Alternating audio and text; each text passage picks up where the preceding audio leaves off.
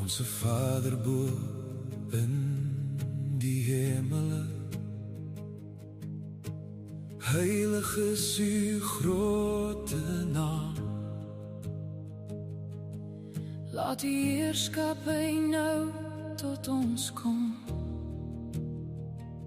Laat u wil hier op die aarde staan, net soos bo in die hemel rein. Want aan u behoort die koninkryk en die groot krag en die heerlikheid tot in ewigheid. Amen. Tot in ewigheid. Amen. Goeiedag geliefde. In die Ou Testament is daar 'n stukkie geskiedenis waar die koning van die Arameërs net nie kon regkom in sy oorlog teen Israel nie. Want elke keer as hy iets gedoen het, het die Israeliete dit altyd geweet. En dit het hom gevang, dit het hom gepla, maar hoe weet die mense heeltyd waar hy gaan aanval, wat hy gaan doen, hoe ken hulle sy strategie? En sy raadgewers het vir hom baie duidelik gesê, maar ja, wat is daai profeet wat daar by hulle is, daai man met die naam Elisa, hy weet alles wat aangaan. Hy sien tot in jou slaapkamer, sê hulle op 'n stadium vir die koning. En dan die volgende stukkie geskiedenis. Die koning van Aram, het baie onrustig geword hieroor. Hy het sy offisiere laat roep en vir hulle gesê, ek wil van julle weet, wie van ons dra nuus oor aan die koning van Israel? Een van sy offisiere het geantwoord, nie een van ons nie, u majesteit, maar die profeet Elisa daar in Israel, kan vir die koning van Israel vertel selfs wat in die slaapkamer sê. Die koning van Aram het gesê, gaan vind uit waar hy is, dan stuur ek manne om hom te vang. Die koning is meegedeel, hy is in Dothan. Die koning stuur toe perde, strijdwaans en 'n sterk mag daarheen. Hulle het in die nag gekom in die stad omsingel. Die môre vroeg het die slaaf van die man van God opgestaan, en toe hy uitgaan, sien hy die leer rondom die stad met die perde en die strijdwaans. Ag meneer, sê die slaaf vir Elisa, wat gaan ons nou maak? Hy het geantwoord, moenie bang wees nie. Die wat by ons is meer as wat by hulle is. Elisa het gebid, Here, maak tog sy oë oop dat hy kan sien. Die Here het die oë van die slaaf oopgemaak en hy het gesien. Die berge rondom Elisa was vol perde en strijdwaans van vuur.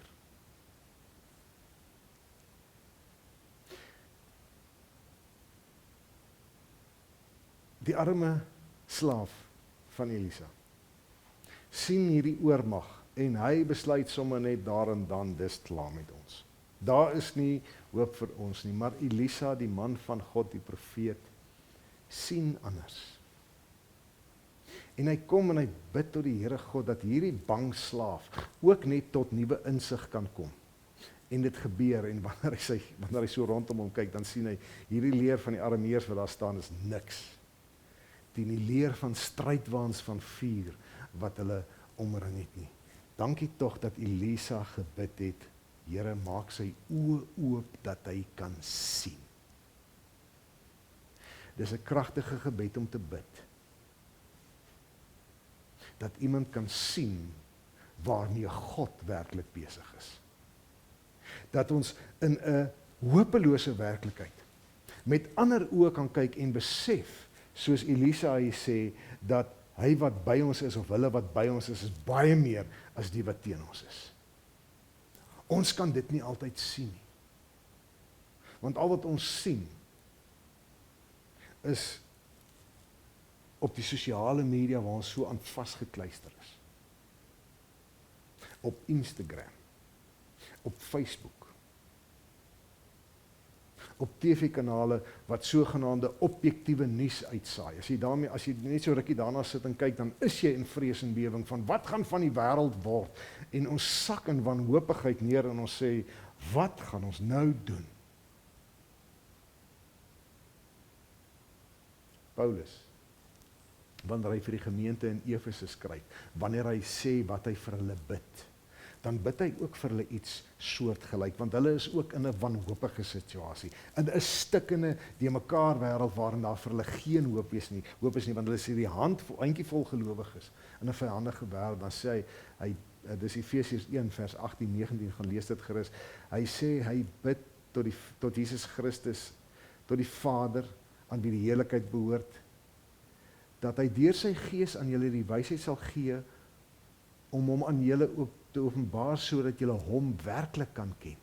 En dan sê hy, ek bid dat julle geestesoë so verhelder dat julle kan weet watter hoop sy roeping inhou en watter rykdom daar is in die heerlike erfenis wat vir die gelowiges bestem het.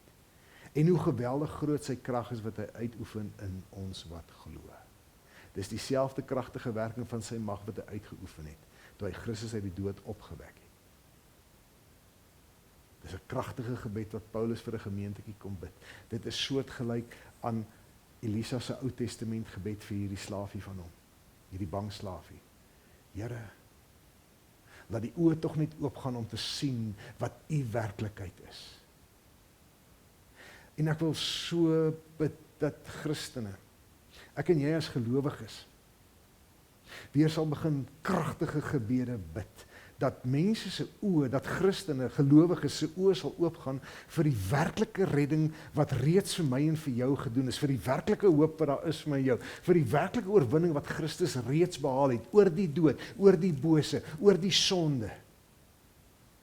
Christus het daardie oorwinning behaal. Dit is die hart van die evangelie wat aan ons verkondig is en dit waarin ons glo. En al wat ons raak sien is Facebook en Instagram en Trump en wat 'n naam ek ook al nou kan noem. En ons is hysteries en ons is wanhoopig en ons is woedend en ons is teleurgesteld en ons is lam gelê.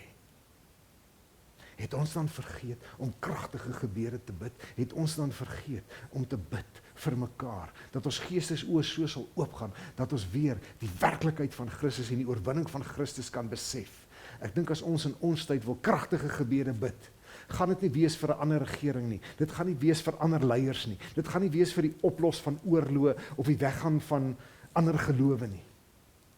Dit gaan wees dat gelowige mense se oë weer oopgaan om te sien wat Christus reeds gedoen het, om te sien die werklikheid wat God vir ons geskep het, en waarin ons leef en waarnaartoe ons besig is om te leef.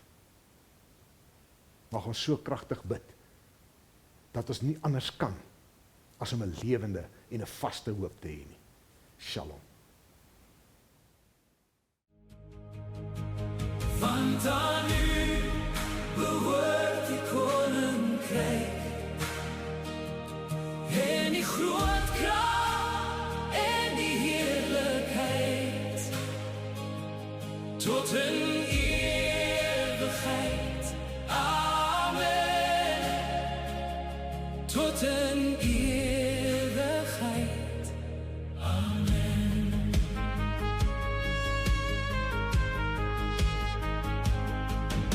Skenk aan ons vandag ons voeding, Heer,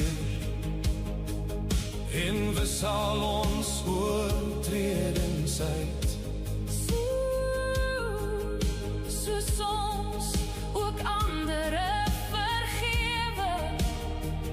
Vou ons toe in u besluit. Want aan u behoort die koninkryk en die groot krag en die heerlikheid tot in ewigheid. Amen. Tot in ewigheid. Amen.